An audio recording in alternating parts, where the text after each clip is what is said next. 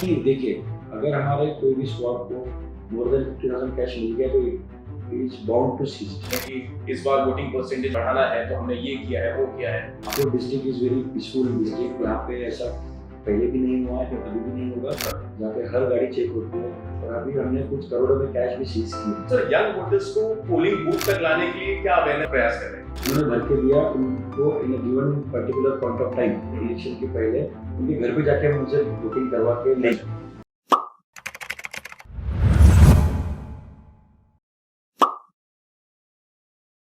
Hello guys, welcome to another episode of Jamming with Journo. This is our mini podcast and the guest who is here with us today is Nagpur District Collector Dr. Vipin Itankar. आज हम Lok Sabha elections के बारे में बात करेंगे कि election process कितना महत्वपूर्ण है, कितना कॉम्प्लिकेटेड होता है। और डिस्ट्रिक्ट कलेक्टरेट ने मिशन डिस्टिंक्शन नाम से एक अवेयरनेस कैंपेन चलाया है, जिसके तहत वो ये आशा कर रहे हैं कि इस बार नागपुर का वोटिंग परसेंटेज 75% क्रॉस कर जाए। पिछले बार के लोकसभा इलेक्शंस में ये वोटिंग परसेंटेज था वो बहुत कम था, काफी कम था, अराउंड 55% था। तो इस बार बहुत सारे इनिशिएटिव्स, अवेयरनेस कैंपेन्स और काफी सारी चीजें संस्थाएं लगी हुई हैं ताकि नागपुर 75% का मार्क क्रॉस करे। आज विपिन इटनकर जी हमसे सीनियर सिटीजन्स के बारे में बात करेंगे, युवाओं को रिझाने की बात करेंगे ताकि वो पोल बूथ पे आके वोट करें। और वो ये भी कहेंगे कि छुट्टी जब आपको मिलती है तो उसका उपयोग वोटिंग करने के लिए लगाए, ना कि बाहर जाके छुट्टियां मनाएं, पिकनिक मनाएं। तो आइए सुनते हैं डॉक्टर विपिन इटनकर से इलेक्शंस के बारे में। सर, इलेक्शंस पास आ रहे हैं, लोकसभा इलेक्शंस पास आ रहे हैं। नागपुर में डिस्ट्रिक्ट कलेक्टरेट ने एक मिशन डिस्टिंक्शन के नाम से कोई स्कीम चलाई है, तो उसके बारे में आप कुछ बताएंगे? नहीं, बेसिकली ये स्कीम नहीं है। हम basically we are reaching to the voters कि जो लगभग 43 लाख वोटर्स जो नागपुर रामटेक में है और नागपुर डिस्ट्रिक्ट में जो वोटिंग का परसेंटेज आप देखते हैं तो last year it was just 54.7%। तो वहाँ से लेके हमको डिस्टिंक्शन इसमें हासिल करना है। इट मीन्स कि मिनिमम 75% वोटिंग नागपुर में होनी चाहिए and the Nagpurkar should pass in the distinction. Okay, तो एवरी नागपुरकर एलिजिबल वोटर जिनका नाम इलेक्टोरल रोल में है, मतदार यादी में है, उन्होंने 19 तारीख को अपने घर से निकल के खुद भी खुद के परिवारजनों को, खुद के पड़ोसियों को, सबको मोटिवेट करके घर से बाहर निकल के करीब के जो मतदान बूथ है वहाँ पे जाके वोटिंग करने का हम इस मुहिम से सभी को आह्वान करें। तो मिशन डिस्टिंक्शन एक स्कीम नहीं है, एक अवेयरनेस कैंपेन है ताकि लोग अपने घर से बाहर निकल के आए और ज्यादा से ज्यादा नंबर में वोट करें। सर, वोट करना ये कितना महत्वपूर्ण है नागरिकों के? बेसिकली ये राइट दिया है, कॉन्स्टिट्यूशन ने एक राइट दिया है कि any individual irrespective of his caste, religion, anything, it is the right given to an individual based on his age. हर कोई व्यक्ति जो 18 इयर्स का है वो इलेक्शन में वोट कर सकता है। अच्छा, सो आई थिंक कि जब हमको राइट दिया हुआ है तो everyone should exercise this right for empowering our democracy. Democracy का सबसे इम्पोर्टेंट वर्च्यू है यूनिवर्सल एडल्ट फ्रेंचाइज। इसमें जाके हम every adult who is more than 18 और more than 18 can go and vote. मुझे लगता है कि एक्सरसाइज जब दिया हुआ है, इंडिया सबसे बड़ी कंट्री है जिसमें इतना एडल्ट फ्रेंचाइज आपको हासिल हुआ होगा, इसमें मुझे लगता है कि हमने सब काम छोड़ के 19 तारीख को जब इलेक्शन होगा नागपुर में, हर किसी ने अपना दूसरा काम छोड़ के तो महत्वपूर्ण काम अपने करीब के वोटिंग सेंटर पे जाके वोट करना। सर, यंगस्टर्स जो है आज भी बड़ा हेजिटेंट है, वो पॉलिटिकल ओपिनियन तो बड़ा रखता है लेकिन वोटिंग करने से कतराता है, वो वोटिंग को इतना इंपॉर्टेंस नहीं देता। तो सर, यंग वोटर्स को पोलिंग बूथ तक लाने के लिए क्या अवेयरनेस प्रयास कर रहे हैं? हमारे नागपुर के जो यूथ है, I am very much thankful to them, क्योंकि जिस तरह से हमने मिशन डिस्टिंक्शन ये एम रखा है, उसी तरह हमने जब ये एनरोलमेंट का काम चल रहा था कि 17 to 19 इयर्स के जो यंगस्टर्स है और 19 to 23 के, उनको एनरोल करना, उनको हमारे वोटिंग लिस्ट में जरूरी था। तब हमने एक mission UN young voter awareness and enrolment mission हमने लॉन्च किया था और काफ़ी लगभग हमने 300 मीटिंग्स कॉलेजेस में उनके प्रिंसिपल से, टीचर से, कॉलेज के बच्चों के साथ मीटिंग्स करी, वहाँ पे एनरोलमेंट कैंप लगाए। And I am very happy कि नागपुर के यंगस्टर्स ने, स्पेशली कॉलेज गोइंग स्टूडेंट्स ने बहुत अच्छा रिस्पांस दिया और उसके बदौलत हमने लगभग पूरे अगर हमने देखेंगे तो लगभग 2 लाख नए वोटर्स हमारे वोटर लिस्ट में इस साल आए और इसका रिकॉग्निशन ईसीआई ने भी लिया, जो इस साल के ECI के इलेक्शन कमीशन ऑफ इंडिया के जो बेस्ट इलेक्टोरल प्रैक्टिसेस था उसका one of the award Nagpur को मिला। वो अवार्ड हमारे देश के ऑनरेबल प्रेसिडेंट ने वो नागपुर डिस्ट्रिक्ट को वो अवार्ड दिया है। तो आधा काम तो हमारे यंगस्टर ने कर दिया है। अभी जो ये यंगस्टर जिन्होंने एनरोल किया है, हम पिछले 1 महीने से स्वीप कैंपेन्स ले रहे हैं, कॉलेज में जा रहे हैं, बूथ लेवल पे जा रहे हैं, कॉलेज वो हमने बड़े कार्यक्रम लिए। परसों एक यूथ कनेक्ट किया सभागृह में। आज हमने एक वर्ल्ड रिकॉर्ड बनाया, very 8,000 more than 8,000 people have came across all the section of society. उन्होंने वहाँ पे लेसन लिया इलेक्शन में क्या करना चाहिए, व्हाट नॉट टू डू, और हमने प्लेज भी लिया है। तो मुझे ऐसा लगता है कि इस बार सब यंगस्टर्स और will lead this movement. And मुझे लगता है कि सबसे ज़्यादा वोटिंग परसेंट यंगस्टर में ही रहेगा, क्योंकि लास्ट इलेक्शन का अगर हमने एनालिसिस किया तो 30-40% ही उनका वोटिंग का यंगस्टर्स का। दिस ईयर 19 तारीख ये यंगस्टर्स का होना चाहिए, विमेन का होना चाहिए, और यंगस्टर लोगों ने खुद भी जाना चाहिए और अपने परिवारजनों को भी ले जाकर नियरेस्ट वोटिंग सेंटर पे वोटिंग करना चाहिए। तो सर ये जो जितनी मुहिम है इलेक्शंस को लेकर, कितने महीनों की प्लानिंग लगती है इसमें? See election is not a one day affair, ये साल भर चलता है। Like summary division electoral roll की होती है। हम इसको बेसिकली 3 पार्ट में देखते हैं, pre election, during election and post election. तो इस प्री इलेक्शन का काम लगभग हमने रोल प्यूरिफिकेशन, जो डेड वोटर्स थे उनको हटाना, जो शिफ्ट हो गए उनको हटाना, नए वोटर्स को एनरोल करना, फॉर्म 6, फॉर्म 7, फॉर्म 8 भर के जो हमने हमारा रोल इलेक्टोरल हमने प्यूरिफाई किया, वो हमारा प्री इलेक्शन वर्क हो गया है। अभी इलेक्शन वर्क में 2 प्रकार के वर्क है। एक एडमिनिस्ट्रेटिव वर्क है जो हम नॉमिनेशन लेना, स्क्रूटिनी करना, सिंबल अलॉटमेंट करना, बैलेट पेपर प्रिंट करना, ईवीएम रेडी करना, ताकि 19 तारीख की तैयारी रहेगी। और ड्यूरिंग इसी दौरान हम दूसरा काम होता है, जिस तरह से कैंडिडेट्स अपना प्रचार करते हैं, उसी तरह हम इलेक्शन कमीशन के एम्बेसडर बन के and all youngsters right from collector to all the officers and employees, हम एज ए एम्बेसडर काम करते हैं। और हमारा काम होता है कि मैक्सिमम वोटिंग कैसे बढ़ाई जाए। जैसे कुछ जिलों की मोर देन 80% वोटिंग होती है। अर्बन एरियाज का प्रॉब्लम है, अर्बन एरियाज में अर्बन अकाट्री हम एक वर्ड यूज करते हैं कि अर्बन एरिया के लोग जनरली उनको लगता है कि वोटिंग क्यों करना है, उस दिन छुट्टी होती है तो छुट्टी मनाएं। तो हमने ये जो सब एनालिसिस करने के बाद हमने टर्नआउट इम्प्लीमेंटेशन प्लान बनाया है, और हर पोलिंग सेंटर वहाँ पर एरिया जहाँ पे कम वोटिंग हुआ था उसका एनालिसिस करके उसके ऊपर हम कुछ करेक्टिव मेजर्स हम involving multiple section of the society हम ट्राई करें। ओके सर, इलेक्टोरल रोल्स की आपने बात की, तो वो रोल्स में से कभी-कभी ऐसा होता है कि बड़े-बड़े वादे किए जाते हैं, बड़े-बड़े क्लेम्स किए जाते हैं कि इस बार वोटिंग परसेंटेज बढ़ाना है, तो हमने ये किया है, वो किया है, हमने यादी को सही की है।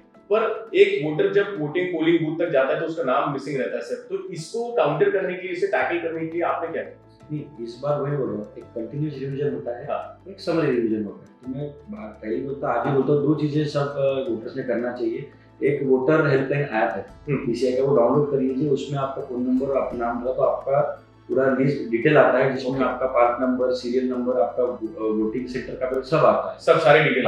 सेकंड दूसरा कंसेप्ट होता है, हम उसको VIS बोलते हैं, वोटर इन्फॉर्मेशन स्लिप। वो प्रिंट होकर आ गई है, वो हमारे BLOs घर घर जाके वोटर्स को देंगे, ताकि उसमें पूरा लिखा होता है, उसका नाम होता है, उसका सीरियल नंबर होता है, उसका वोटिंग सेंटर कहाँ पे, उसको देते ताकि उसको पता चलता है कि मेरा नाम था या नहीं।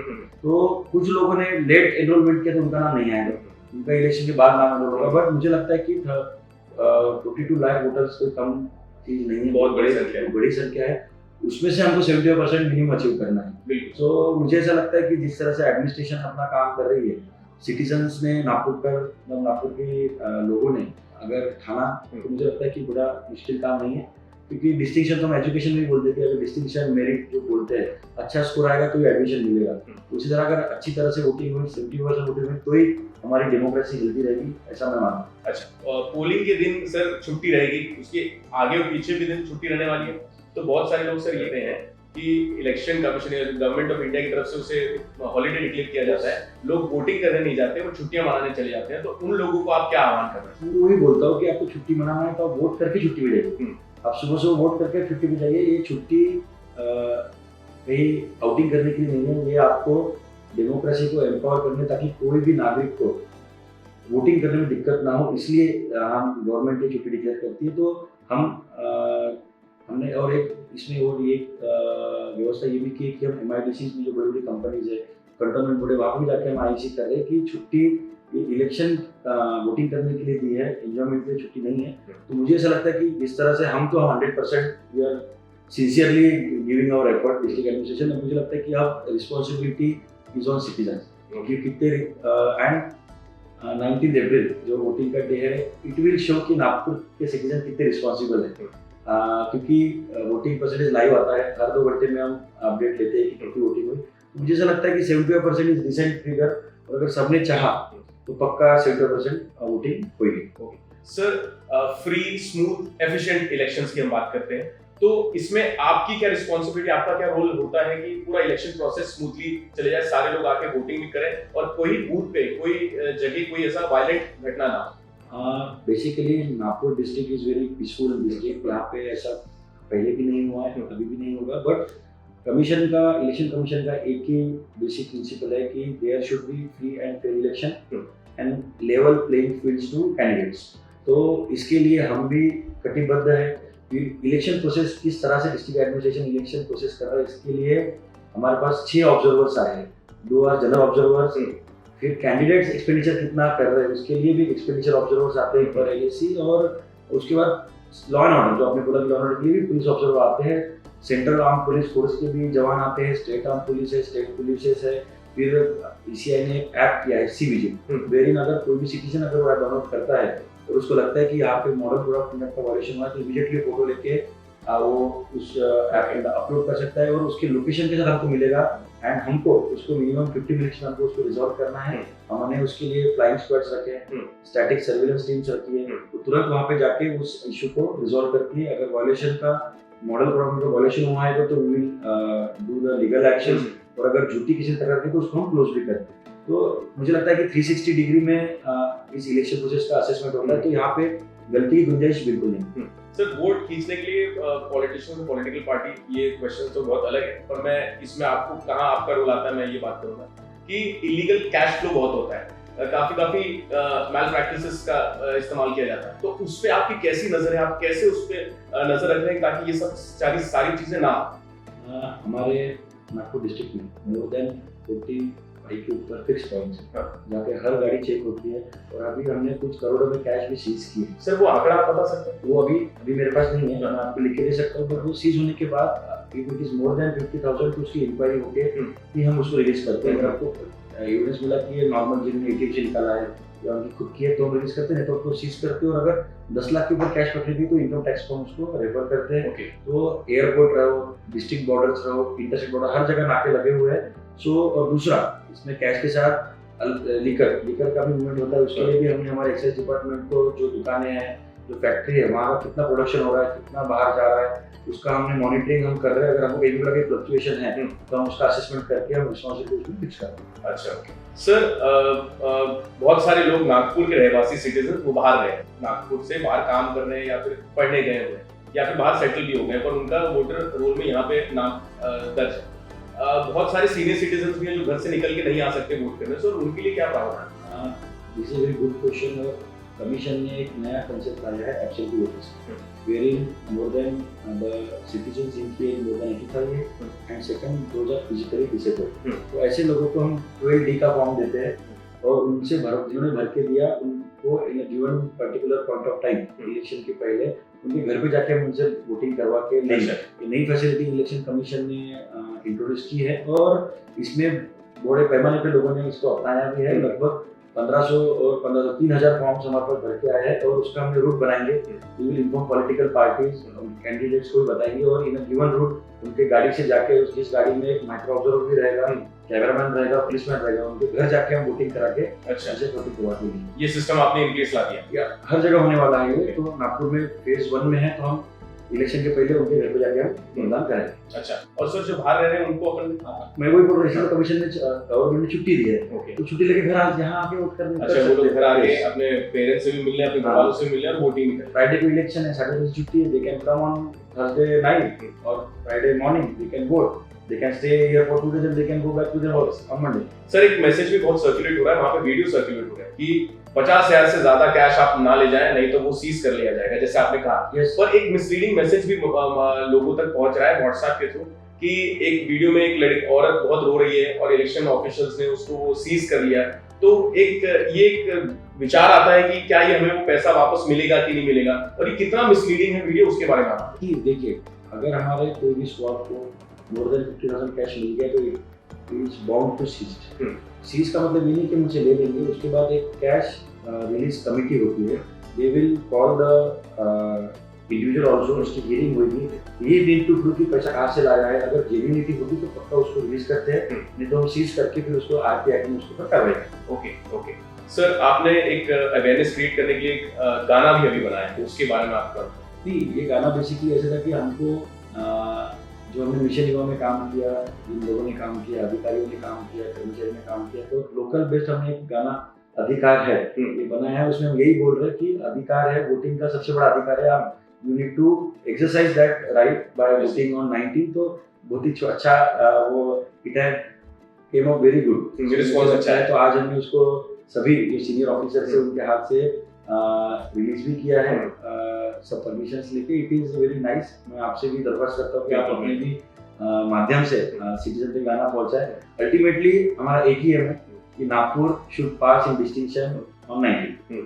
सर, एक और चीज, अलग अलग संस्था जैसे कि रेस्टोरेंट्स हैं, सलून्स हैं, अलग अलग व्यवसाय हैं, बिजनेसेस हैं, सर्विस सेंटर्स हैं, सो सर ये आप लोग क्या उन्हें भी अपने अंदर में मतलब उनसे उन्हें अप्रोच कर रहे हैं ताकि वो कुछ रिझाएं युवा वोटर्स को, कुछ स्कीम्स लॉन्च करें ताकि वो जाके वोट करें? नहीं, काफी लोग इसमें मदद करते हैं। जैसे कुछ जो डेयरी वाले हैं वो अपने पैकेट पे अवेयरनेस करते हैं, अपने जो मिल्क प्रोडक्ट्स है उस पर अवेयरनेस करते हैं। काफी जो फार्मेसी के एसोसिएशन है, होटलियर्स है, वो खुद ही बोलते हैं कि सर जो इंक लगा के आएगा उसको हम इतना डिस्काउंट देंगे। मैं वही बोल रहा हूँ कि इलेक्शन अगर सक्सेसफुल करना है तो एवरी सेक्शन ऑफ सोसाइटी से कंट्रीब्यूट। तो बड़ा अच्छा रिस्पांस नागपुर में मिल रहा है। काफी लोग आ रहे हैं कि सर हम ये डिस्काउंट देंगे, हम ये करेंगे। So they are free to motivate other citizens कि वो आके वोट करें। मैं सभी नागपुर के यंगस्टर और सब नागपुरकरों को विनती करता हूँ कि 19 को, आने वाले 19 को अपने करीबी वोटिंग सेंटर पे जाके जरूर वोट कीजिए। और मुझे यकीन है, और मैं हमेशा बोलता हूँ कि नागपुर वोट करेगा। आपको 19 तारीख को, 19 अप्रैल को आपको सभी को जरूर वोट करना है। Thank you.